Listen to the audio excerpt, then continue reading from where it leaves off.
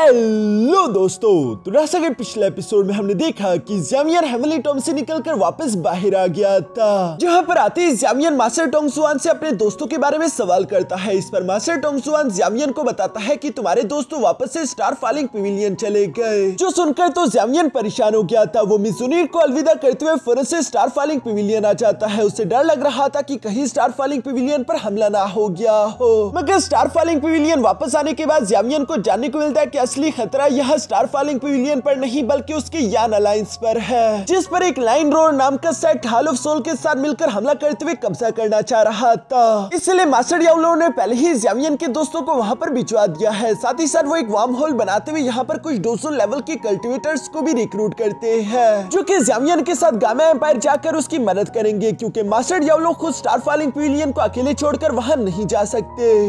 अब आगे तो नेक्स्ट एपिसोड की शुरुआत एक लेटर से होती है, जिसमें ज़्यामियन के भाई ने जुआन हुआंग फोर्ट्रेस के बारे में लिखा हुआ था। ये फोर्ट्रेस गामा एम्पायर के बॉर्डर में दो पहाड़ों के बीच में मौजूद है, जिसे मिस्टीरियस येलो फोर्ट्रेस के नाम से भी जाना जाता है। इस फोर्ट्रेस के आसपास एक बहुत ही ज्यादा कोल्ड चिलिंग विंड बहती है। साथ ही साथ एक ब्लैक कलर के फोग ने इसे चारों तरफ से घेर कर रखा हुआ है, जिसकी वजह से नॉर्मल डोहोंग लेवल की कल्टिवेटर इसे आसानी के साथ पार नहीं कर सकते और वो दूसरी तरफ आने से घबराते हैं, जो चीज इस जगह को और भी ज्यादा महफूज बना देती है। इसी वजह से यान अलायंस यहीं पर रह रहा था। ज़्यामियन का भाई बताता है कि तुम्हारी गैर मौजूदगी में यान अलायंस को इस वक्त क्वीन मेडुसा लीड कर रही है, और उसके रहते हुए हम लोगों ने जुआन हुआन फोर्ट्रेस को अपना घर बना लिया, जो जगह हमारे लिए काफी ज्यादा महफूज है। साथ ही साथ हम लोग अच्छे से रह रहे हैं। तुम हमारी फिक्र मत करना, तुम बस सिर्फ अपना ख्याल रखना, क्योंकि मैं जानता हूँ कि सेंट्रल प्लेन में कितने ज्यादा खतरे हैं। उन खतरों से तुम्हें बचकर रहना होगा। मैं नहीं चाहता कि तुम्हें कोई भी तकलीफ आए, जबकि हर वक्त तुम्हें यान अलायंस के लिए परेशान होने की भी कोई जरूरत नहीं। हमारी प्रॉब्लम हम लोग खुद देख लेंगे।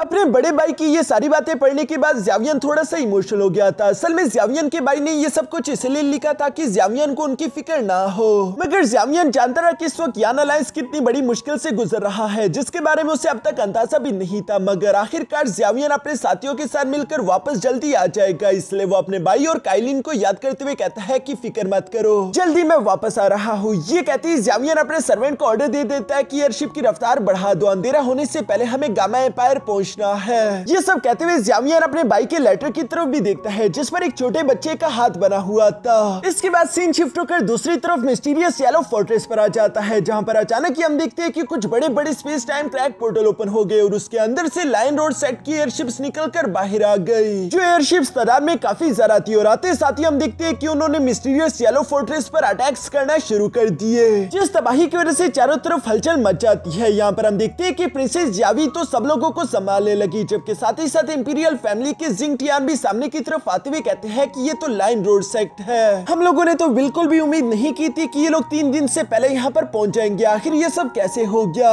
क्योंकि ये सब लोग तैयार नहीं थे, इसलिए चारों तरफ पैनिक मच चुका था। लेकिन ज़्याओडिंग अपने साथियों को समझाते हुए कहता है कि पैनिक होने की कोई जरूरत नहीं, अपनी अपनी पोजीशन को संभाल लो। जो ऑर्डर सुनती ही ज़्याओ फैमिली के सारे सोल्जर्स अपने आर्चरी मशीन के पास पहुंच गए। साथ ही साथ ज़्याओलिंग भी यहाँ अपने बड़े भाई के पास आ गया था और वो अपने बड़ी भाई से कहता है कि ये कमीने यहाँ पर आ गए, अब हम क्या करें? जो सुनते ही ज़्याओडिंग फौरन से अपने सोल्जर्स को काउंटर अटैक करने का ऑर्डर दे देता है। इसी के साथ हम देखते हैं कि वो सोल्जर अपनी एनर्जी का इस्तेमाल करते हुए यहाँ पर बड़े बड़े एरोस तैयार करके एयरशिप्स पर चलाने लगे, मगर दूसरी तरफ वो एयरशिप्स तादाद में ज्यादा और पावरफुल थे। हम देखते हैं कि उनके एक अटैक ने यहाँ ज़्याओडिंग और ज़्याओलिंग को भी पीछे की तरफ धकेल दिया, जो सब देखकर आखिरकार मजबूरन क्वीन मेडुसा को भी मैदान में कूदना पड़ा, जहाँ वो काफी कूल तरीके से एंट्री लेते हुए ज़्याओडिंग और ज़्याओलिंग के सामने आकर खड़ी हो गई। तभी हमें एक सरप्राइज देखने को मिलता है। हम देखते हैं कि क्वीन मेडुसा के हाथ में उसकी बेटी ज़्याओज़ाओ थी, जिसे वो बहुत ही प्यार से नीचे की तरफ रखते हुए कहती है कि देखो ज़्याओज़ाओ, मेरे पीछे रहना और भागने की कोई जरूरत नहीं। जिस पर ज़्याओज़ाओ जवाब देते हुए कहती है कि जी मम्मा। दूसरी तरफ क्वीन मेडुसा ज़्याओडिंग से सवाल करते हुए कहती है कि अभी तक हमारा डिफेंस फॉर्मेशन एक्टिवेट क्यों नहीं हुआ,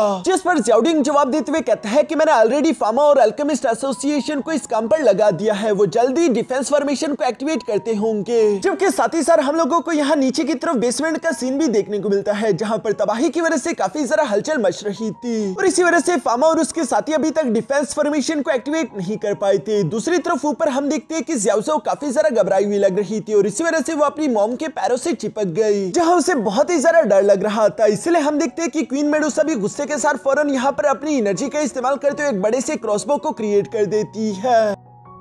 जिसके एनर्जी एरोस का इस्तेमाल करते हुए उन अटैक्स को काउंटर करने लगती है। साथ ही साथ वो ऊंची आवाज में कहती है कि इन अटैक्स को ब्लॉक करो। जो ऑर्डर सुनते ही हम देखते हैं कि ज़ामियन के दोस्त मास्टर टियानहा और मिस किनलिन दोनों ही फौरन से सामने की तरफ आते उन अटैक्स को हवा में ही ब्लॉक करने लगे ताकि मास्टर फार्मा और उनके साथियों को डिफेंस फॉर्मेशन एक्टिवेट करने का मौका मिल सके। साथ ही साथ हम देखते हैं कि पॉइजन गर्ल भी फौरन से टेलीपोर्ट करते हुए यहाँ क्वीन मेडुसा के साथ आकर खड़ी हो गई। जहाँ पर आते साथ ही वो पॉइजन गर्ल को रिपोर्ट करते हुए कहती है कि मैंने सिविलियंस को सेफ लोकेशन पर पहुंचा दिया। ये सुनकर क्वीन मेडुसा को काफी अच्छा लगा। साथ ही साथ हम देखते हैं चूंकि अटैक्स अब हवा में ही ब्लॉक हो रहे थे तो इसी वजह से मास्टर फार्मा और उनके साथियों को भी मौका मिल चुका था और वो जल्दी से डिफेंस फॉर्मेशन को एक्टिवेट करने लगे। जिस डिफेंस फॉर्मेशन को फुली एक्टिवेट करने के लिए बहुत सारी स्पिरिचुअल एनर्जी की जरूरत पड़ती है। दूसरी तरफ हम देखते हैं कि वो एयरशिप्स भी अपने अटैक्स को रोक नहीं रहे बल्कि लगातार फोर्ट्रेस पर हमला करते जा रहे थे। जहां पर हम देखते हैं कि एक अटैक क्वीन मेडुसा और पॉइजन गर्ल की तरफ आने लगा था लेकिन वो दोनों मिलकर उसे काफी आसानी के साथ ब्लॉक कर देते हैं। जबकि प्यारी xiao तो यहाँ पर डरी हुई अपनी मॉम के पीछे छुप रही थी। यहाँ पर अपनी बेटी को इस तरह से डरा हुआ देखकर क्वीन मेडुसा उसे शांत करते हुए कहती है कि फिक्र मत करो, मेरे होते हुए यहाँ पर किसी को कुछ नहीं होगा, मम्मा सबको बचा लेगी। मगर जब क्वीन मेडुसा ये सब कह ही रही थी तभी अचानक एक और अटैक भी तीसरी से इनकी तरफ आने लगा था जिसे पॉइजन गर्ल ने ब्लॉक कर दिया और साथ ही साथ हम लोगों को एक आदमी के जोर से हंसने की आवाज सुनाई देती है जो कि असल में कोई और नहीं बल्कि लाइन रोड सेट का लीडर शी टियान था।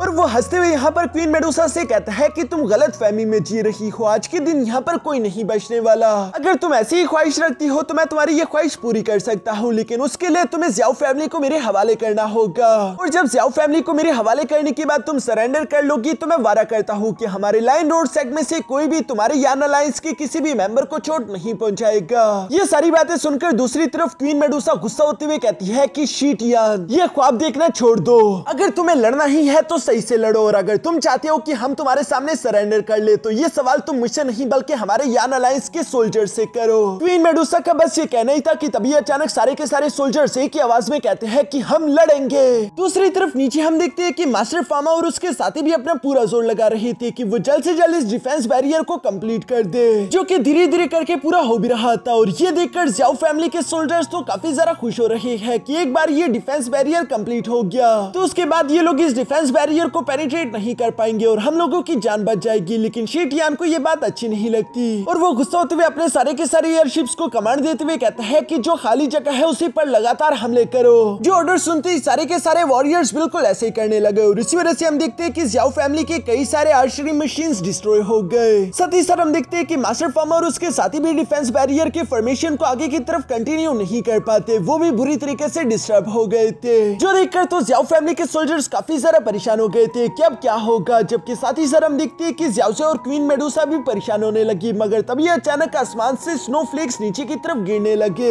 जिन्हें देखकर क्वीन मेडुसा धीरे से कहती है कि हे बडोंग। तभी अचानक हम देखते हैं कि आइस एम्परर एक कूल एंट्री के साथ फौरन यहाँ पर पहुंच गया था जो कि आते साथ ही अपने 6 आइस ड्रैगन सोर्ड टेक्निक का इस्तेमाल करते हुए फौरन से उन एयरशिप्स पर अटैक कर देता है। जिस सिंगल अटैक में हम देखते हैं कि आइस एम्परर ने कई सारे फ्लाइंग एयरशिप्स को हवा में ही डिस्ट्रॉय कर दिया। ये देखकर शी टियान गुस्सा होते हुए कहता है कि आखिर तुम्हारी हिम्मत कैसे हुई, तुम एक मामूली डोजोंग लेवल के कल्टीवेटर मेरे वारशिप्स को डिस्ट्रॉय कैसे कर सकते हो, जाओ और इसे पकड़ लो। ये कहते ही शी टियान ने यहाँ पर अपने कुछ साथियों को आइस एम्परर के पीछे लगा दिया। जिन 4 वॉरियर्स में से एक को तो आइस एम्परर ने फौरन जान से मार डाला जबकि बाकी के 3 उसकी जान के पीछे पड़ गए थे। ये देखकर मास्टर टियानहा क्वीन मेडुसा से कहता है कि फिक्र मत करो, मैं उसकी मदद करने के लिए जा रहा हूँ। ये कहती मास्टर टियानहा फौरन से आगे की तरफ बढ़ते हुए आइस एम्परर के पास आ जाता है जहाँ पर वो आइस एम्परर से कह रहा था कि तुम पहले जाओ, मैं तब तक इन्हें निपटा कर आता हूँ। ये कहती मास्टर टियानहा काफी कुल तरीके से वाइन पीते हुए फौरन से एक्सिक्यूशन स्पेटल टेक्निक का इस्तेमाल करते हुए उन बाकी के तीनों को भी यहाँ पर सिर्फ एक ही टेक्निक का इस्तेमाल करते हुए जान से मार डालते हैं। पीछे की तरफ चूंकि आइस एम्परर ने कई सारे एयरशिप्स को डिस्ट्रॉय कर दिया था तो इसी वजह से दोबारा डिफेंस फॉर्मेशन कंटिन्यू हो चुकी थी जबकि मास्टर टियानहा और आइस एम्परर डिफेंस फॉर्मेशन के बाहर की तरफ मौजूद थे और इन्हें जल्द से जल्द वापस अंदर की तरफ जाना होगा। शी टियान भी इस बात को समझता था इसलिए वो अपने साथियों को ऑर्डर देते हुए कहता है कि चाहे कुछ भी हो जाए इन दोनों को वापस अंदर जाने मत देना।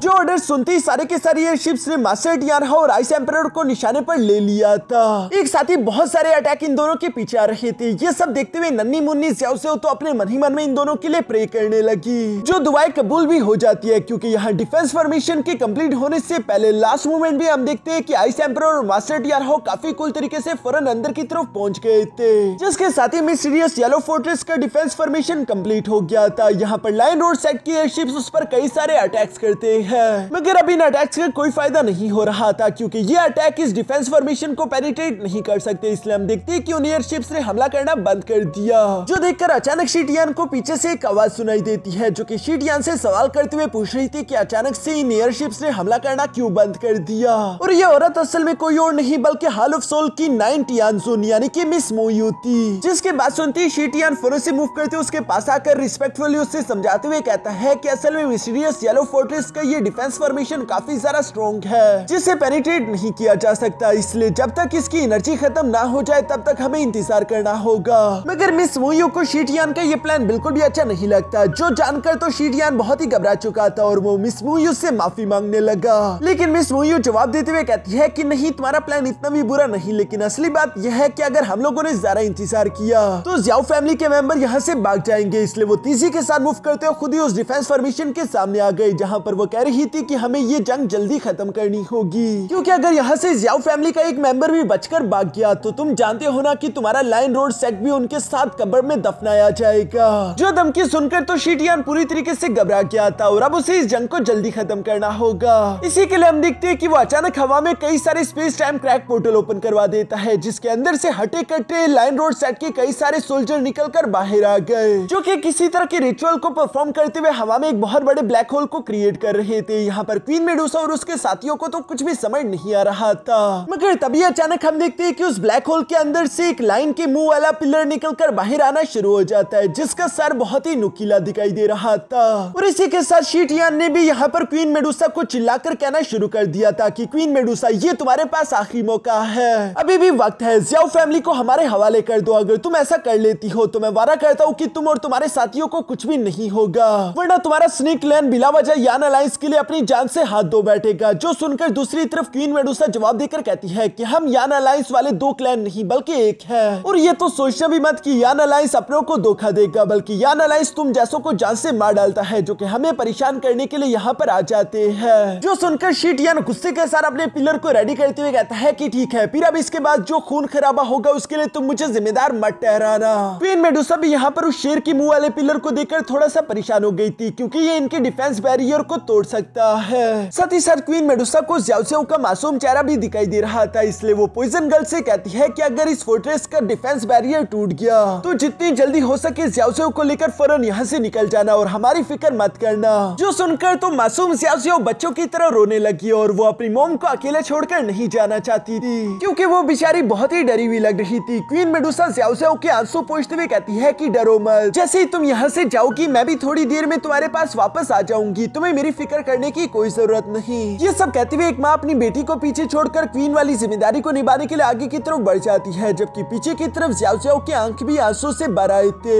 जबकि पॉइजन गर्ल भी ज़्याओ सेओ के पास आते उसे संभालते हुए कहती है कि ज़्याओ सेओ रोना मत, तुम बस अपनी आंखें मत खोलना, मैं तुम्हें यहाँ से सही सलामत बाहर ले जाऊंगी। तभी अचानक हम देखते हैं कि वो बड़ा सा पिलर तेजी के साथ आते हुए डिफेंस बैरियर से टकरा गया, जिसकी एनर्जी प्रेशर की वजह से क्वीन मेडुसा के अलावा बाकी के सब लोग उड़ते हुए पीछे की तरफ जा गिरे। जबकि साथ ही इस पिलर अटैक की वजह से हम देखते हैं कि डिफेंस बैरियर में भी कुछ क्रैक्स आना शुरू हो गए थे, जो सब देखकर क्वीन मेडुसा थोड़ी सी परेशान हो गई। लेकिन अभी लड़ने का वक्त था, ये लोग हार नहीं मान सकते थे, इसलिए क्वीन मेडुसा अपने यान अलायंस के सोल्जर्स को ऑर्डर देते हुए कहती है कि सोल्जर्स कान खोलकर सुनो, हमारे पास हार मानने के लिए बिल्कुल गुंजाइश नहीं है, क्योंकि आप जानते हैं कि हमारे पीछे हमारे घर वाले, हमारे प्यारे, हमारे अपने मौजूद हैं, जिन्हें हमें हर हाल में प्रोटेक्ट करना होगा। यान अलायंस तक यहाँ बड़ी मुश्किल से पहुंचा है, हमने हमेशा एक दूसरे का साथ दिया। इंसानों और स्नेक लैंड के दरमियान जो नफरत की दीवार थी वो हमने गिरा दी। यहाँ पर जब क्वीन मेडुसा ये सब कह रही थी, दूसरी तरफ एक स्नेक वॉरियर अपना हाथ आगे की तरफ बढ़ाते हुए एक इंसान को खड़ा कर देता है, जैसे कि इन दोनों में कोई फर्क नहीं। दूसरी तरफ क्वीन मेडुसा कह रही थी कि यहाँ तक आने के लिए हम लोगों ने कई सारी मुश्किलें झेली है, हम लोग कई बार हारे और गिरे, लेकिन हर बार हम लोग पहले से भी ज्यादा ताकत के साथ दोबारा खड़े हुए, क्योंकि हम सब जानते हैं कि हमें अपने प्यारों को प्रोटेक्ट करना है, जिनके लिए हम किसी भी हद तक जाने के लिए तैयार है। तो मेरे सोल्जर सोल्जर्स हथियार उठाओ और दुश्मनों को दिखा दो कि हमें मौत से डर नहीं लगता, हम अपने प्यारों को प्रोटेक्ट करने के लिए किसी भी हद तक जाने के लिए तैयार है। क्वीन मेडुसा की इस इमोशनल स्पीच को सुनकर सारे के सारे वॉरियर्स ही जोश में आ गए थे और वो ऊंचा ऊंचा चिल्लाकर कहने लगे कि हम आखिरी दम तक लड़ेंगे।